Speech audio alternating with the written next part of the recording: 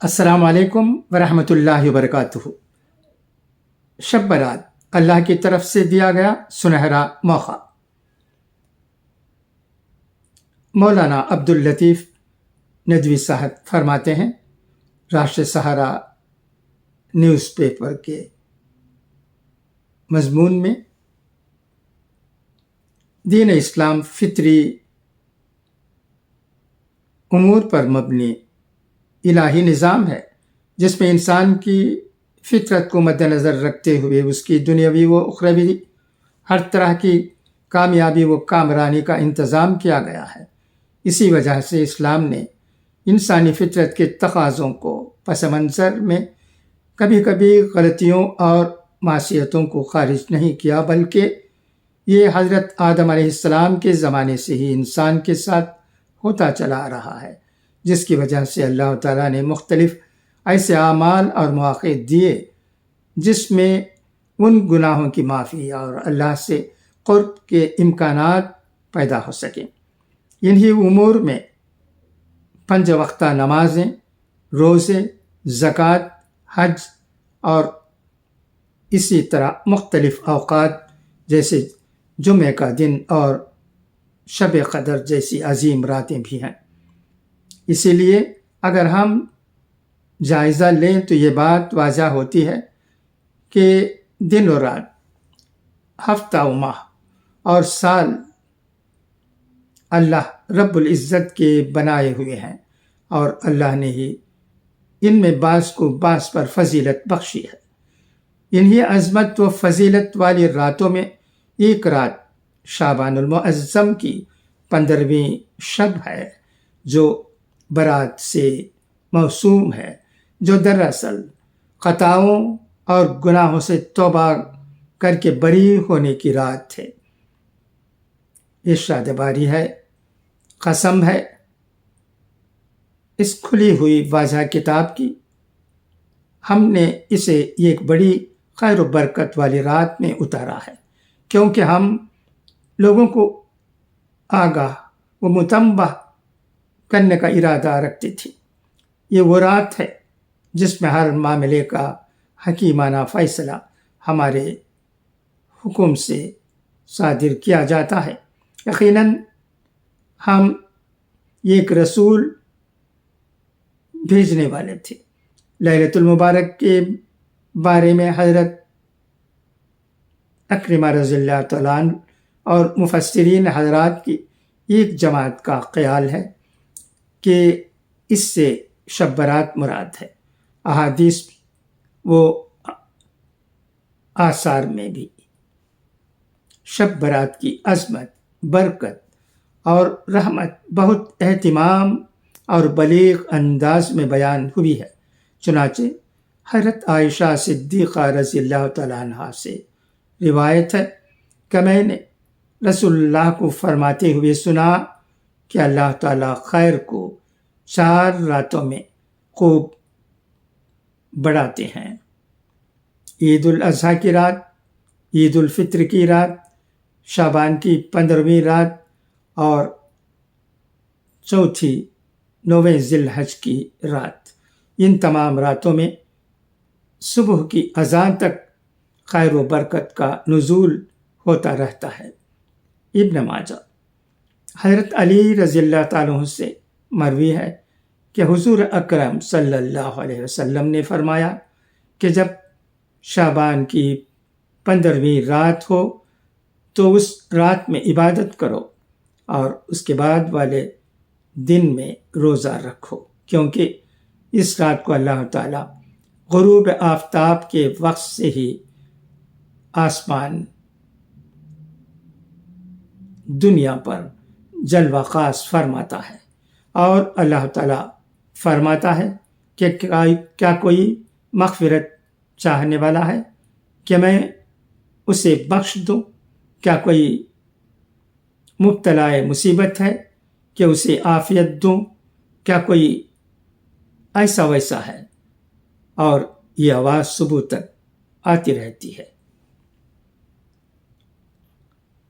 15ویں شعبان کی اسی مبارک شب میں بنی آدم کا ہر وہ شخص جو اس سال پیدا ہونے والا ہوتا ہے لکھ دیا جاتا ہے، اور بنی آدم کو ہر وہ شخص جو اس سال مرنے والا ہوتا ہے اس رات میں لکھ دیا جاتا ہے، اور اس رات میں بندوں کے اعمال اوپر اٹھائے جاتے ہیں، اور اسی رات میں بندوں کے رزق اترتے ہیں۔ مشکات شریف۔ امت مسلمہ کو چاہیے کہ اس مبارک رات میں بے جا فضولیات و دیگر بدعات اور رسومات سے احتراز کرتے ہوئے نفلی نماز، روزہ، ذکر و تلاوت، توبہ و استغفار اور دعا مناجات میں وقت گزارے، کیونکہ بس یہی اعمال و افعال اور معمولات صحابہ، تابعین و اسلاف سے ثابت ہیں۔ حضرت صحابہ و تابعین سے اس رات میں جاگنا اور اعمال مسنونہ پر عمل کرنا قابل اعتماد روایات سے ثابت ہے۔ صاحب در مختار نے عید الفطر اور عید الاضحیٰ کی راتوں میں اور شب برات میں اور رمضان کے عشرہ اخیر کی راتوں میں اور ذی الحجہ کی اول 10 راتوں میں جاگنا اور عبادت کرنا تنہا مستحب بتایا ہے۔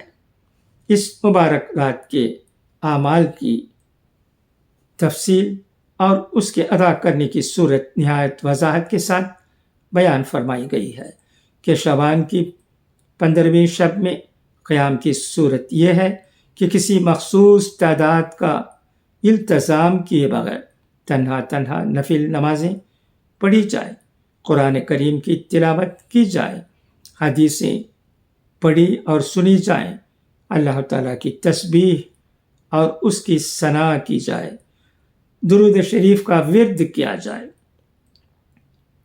در المختار۔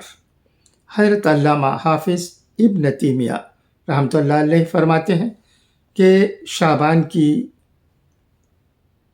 15ویں شب کے متعلق بہت سی احادیث اور آثار مروی ہیں، اور سلف کی ایک جماعت سے معقول ہے کہ وہ اس رات میں نماز پڑھا کرتے تھے، لہٰذا اس رات میں تنہا نماز پڑھنے والے کے لیے سلف کا عملی نمونہ موجود ہے، اس میں اس کے لیے دلیل ہے، لہٰذا اس جیسے عمل پر گرفت اور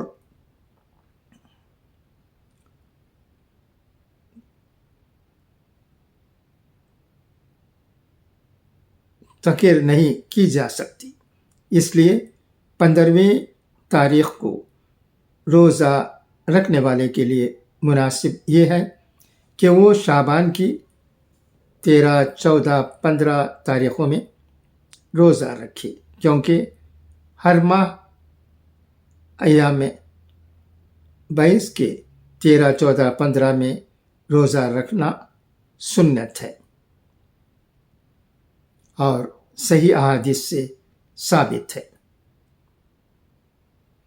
شریعت کی تعلیم کے علاوہ عقل کا بھی یہ تقاضا ہے کہ اس بابرکت رات میں جبکہ اس کی رحمتوں کا دریا جوش میں ہوتا ہے، پرخلوص عبادتوں کے ذریعے اسے آواز دیں، اپنی زندگی نئے سرے سے گزارنے کا عہد کریں، اپنی تمام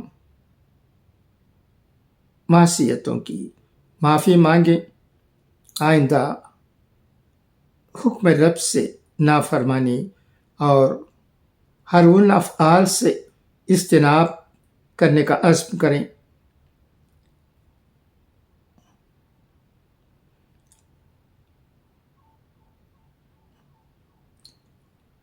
عالم وار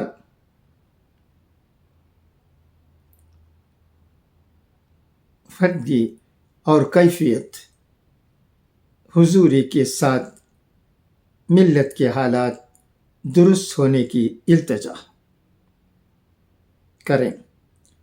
ملت اسلامیہ کی حفاظت کی دعائیں کریں، رب العالمین کی بارگاہ میں آنسوؤں کا نذرانہ پیش کریں تاکہ اس مقدس لمحے کی برکت سے آخرت کی ابدی زندگی روشن اور کامیاب ہو جائے، وقت کا دھارا بدل جائے، مسموم فضائیں خوشگوار ہو جائیں، ملک و ملت کی اجتماعی زندگی سکون و عافیت کی شاہراہ ارتقاء پر گامزن ہو جائے۔ دعا ہے کہ اللہ ہمیں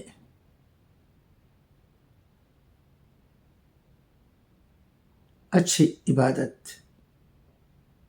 کرنے کا موقع عطا فرمائے۔ خدا حافظ، فی امان اللہ۔